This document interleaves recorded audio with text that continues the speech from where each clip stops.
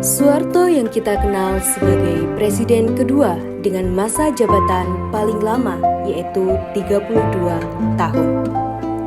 Soeharto merupakan anak ketujuh dari Kertosoedirjo dan Sukiryah yang lahir pada tanggal 8 Juni 1921 di Kemusuk, Agomulyo, Daerah Istimewa Yogyakarta.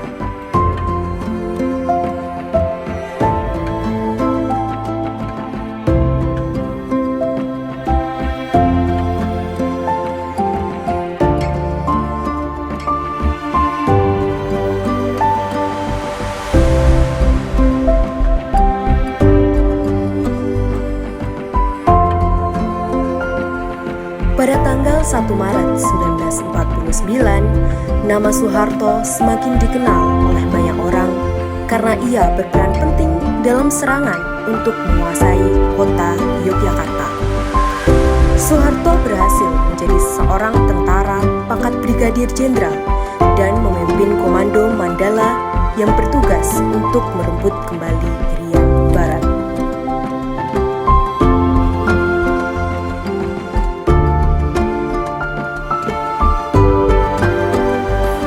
Soeharto berhasil mendapatkan kenaikan pangkat menjadi Mayor Jenderal oleh Jenderal A. Nasution dan ia ditarik kembali ke Markas Besar Angkatan Bersenjata Republik Indonesia.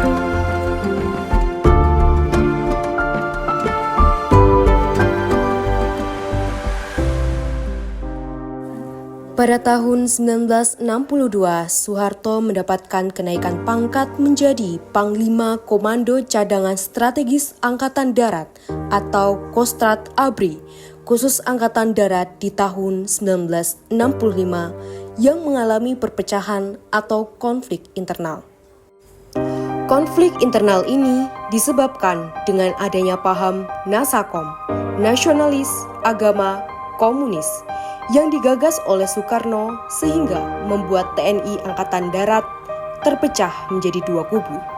Pertama, kubu sayap kiri dan kedua, kubu sayap kanan.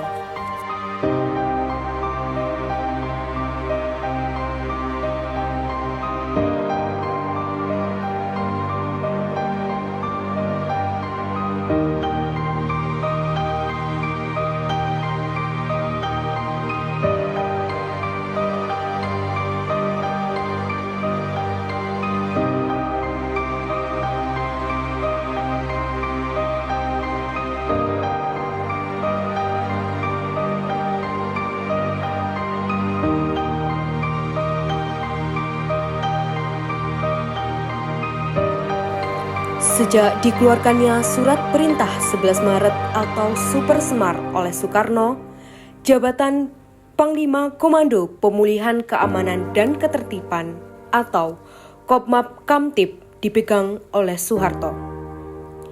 Pada tanggal 27 Maret 1968, Soeharto dilantik oleh MPRS untuk menjadi Presiden Republik Indonesia. Dengan pelantikan ini, maka menjadi tanda lahirnya masa pemerintahan Orde Baru.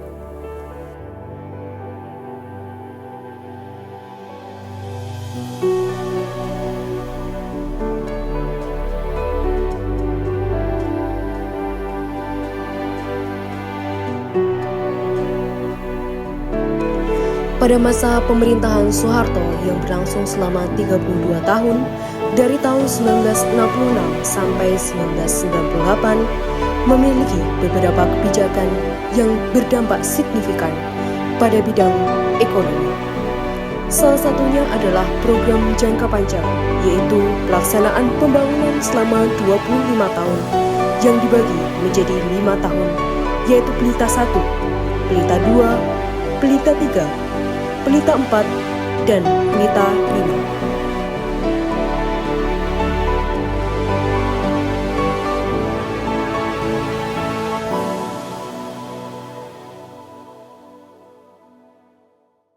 Namanya Museum Memorial Jenderal Besar Haji Muhammad Soeharto. Museum ini dibangun karena disinilah dulu tempat lahirnya Presiden Presiden Republik Indonesia yang kedua. Jadi Pak Harto karena lahir di sini, kemudian oleh adik beliau namanya Bapak Haji Propositejo dibangun sebuah museum. Kenapa dibangun museum? Supaya masyarakat bisa mengenang kembali. Kemudian generasi penerus bangsa bisa tahu bahwasanya di sini telah lahir sosok seorang anak desa yang sederhana, bapaknya seorang petani, ibunya seorang ibu rumah tangga biasa. Dalam perjalanan hidupnya pernah berjuang untuk bangsa dan negara, pernah membela negeri ini dari penjajahan Belanda, dan alhamdulillah atas itu dari Allah Subhanahu wa Ta'ala pernah membangun Republik Indonesia menjadi pemimpin Indonesia. Bahkan selama 32 tahun beliau membangun Indonesia dari negara miskin kemudian berkembang menjadi negara berkembang hingga menuju tinggal landas. Pak Harto meneruskan cita-cita dari Presiden Republik Indonesia yang pertama, Insinyur Soekarno, untuk menjaga Indonesia, terus meneruskan tentang bagaimana Indonesia adalah suatu negara yang punya ideologi Pancasila, yang harus setiap anak bangsa itu bisa tidak hanya belajar tentang Pancasila tapi implementasi untuk mencintai tanah air, punya wawasan kebangsaan tinggi, punya rasa cinta Indonesia, dan harapannya generasi penerus bangsa nantinya bisa menjadi pemimpin bangsa seperti pemimpin yang ada di Republik Indonesia. Itu alasan terbesarnya museum ini itu adalah untuk mengenang Bapak Soeharto ya Pak. Ya. Oke. Kalau untuk sejarah berdirinya Museum Soeharto itu berarti dibangun oleh adik dari Bapak Soeharto. Ya. Oh. Itu kira-kira pada tahun berapa Bapak dibangunnya? Jadi museum ini dibangun pada tahun 2012. Dibangun, kenapa Pak Propositejo membangun museum ini? Satu hal yang beliau sampaikan, yang pertama sebagai bentuk dharma bakti seorang adik kepada kakak tercinta, karena kakaknya yang tadi saya ceritakan pernah membela, berjuang untuk bangsa negara, pernah membangun Republik Indonesia. Kemudian yang kedua, Pak Probo itu menyampaikan konsep bahasanya saya dan Mas Harto itu sejak kecil sudah dinasihati oleh orang tua kami tentang filosofi Jawa. Ada filosofi yang dikenal dengan filosofi mikul dhuwur mendem jero. Yang di dalam pernah baca, pernah dengar.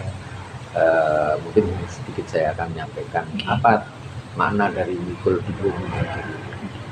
Yang pertama, mikul dhuwur itu kalau kita melihat baik saudara kita, teman kita, atau siapapun yang pernah berbuat kebaikan, dan kebaikan itu menjadi sesuatu yang perlu disampaikan kepada masyarakat.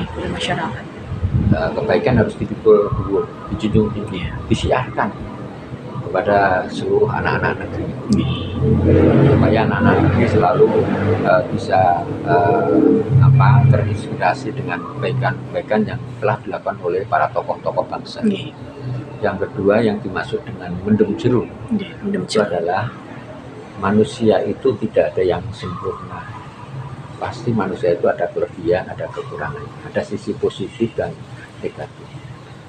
Para leluhur kita, orang tua kita itu selalu menasihati sing elek-elek itu dipendem baik, yang tidak baik itu disimpan aja. Jadi harapannya generasi penerus bangsa, anak-anak seperti kalian ini selalu berbicara tentang kebaikan. Karena apa? Sesuatu yang mengungkapkan kejelekan orang lain itu paling pasti tidak disukai oleh Banyak Allah orang. Subhanahu wa Yes. taala. Tuhan tidak menyukai. Kemudian kalau itu benar, itu Tuhan pun tidak menyukai. Tapi kalau itu salah menjadi fitnah. Iya. Nah, itu adalah dosa Dosa besar. besar. Jangan sampai kita berbuat sesuatu untuk diri kita sendiri, untuk dapat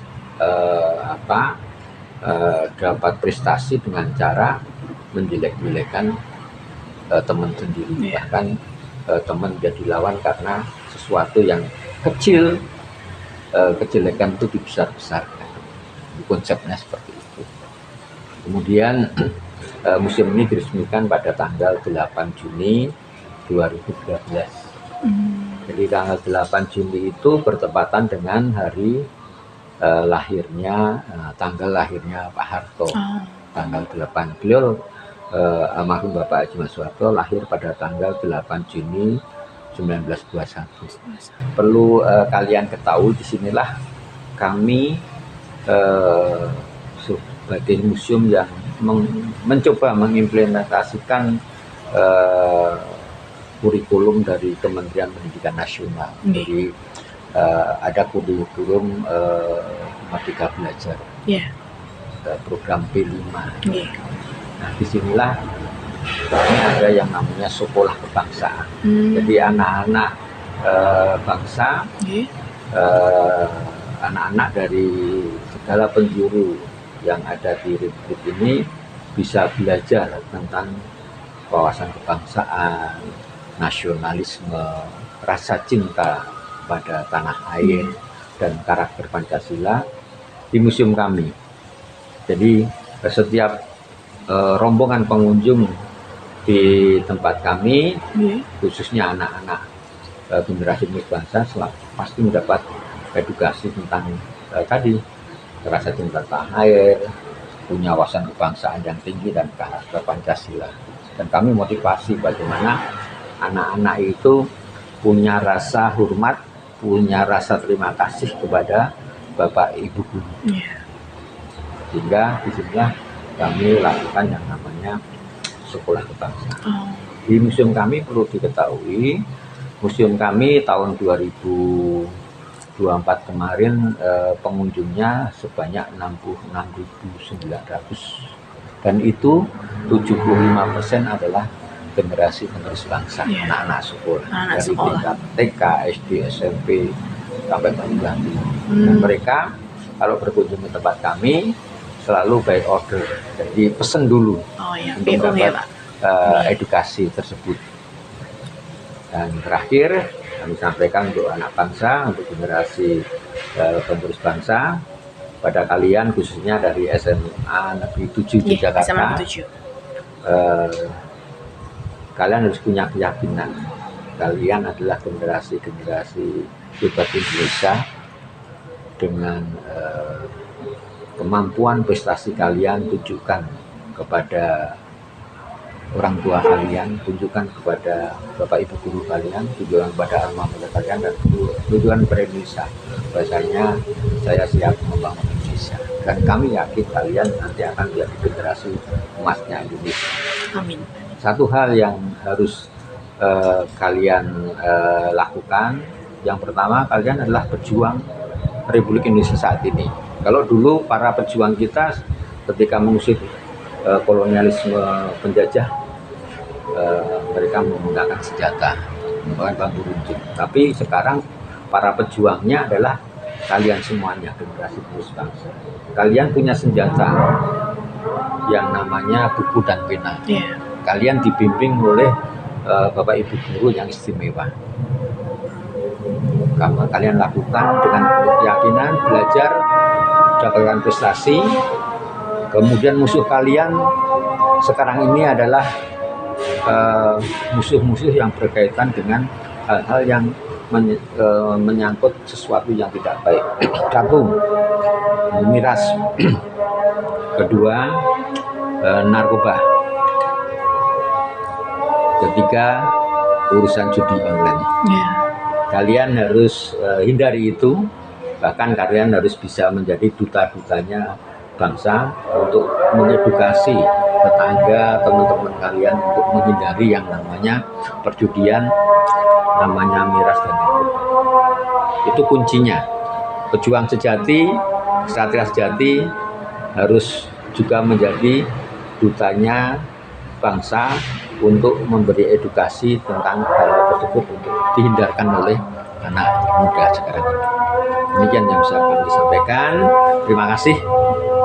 Sukses selalu untuk adik-adik dari SMA Negeri 7 Jakarta. Oke, terima kasih. Baik. Assalamualaikum warahmatullahi wabarakatuh. Waalaikumsalam. Baik, terima kasih Pak Gatot atas Sama-sama. perbincangan yang sangat berkesan pada sore hari ini. Kami segenap teman-teman juga menyampaikan terima kasih telah diizinkan untuk melakukan wawancara dan juga berkunjung di Museum Soeharto. Iya, Terima kasih Pak. sama-sama. Ya.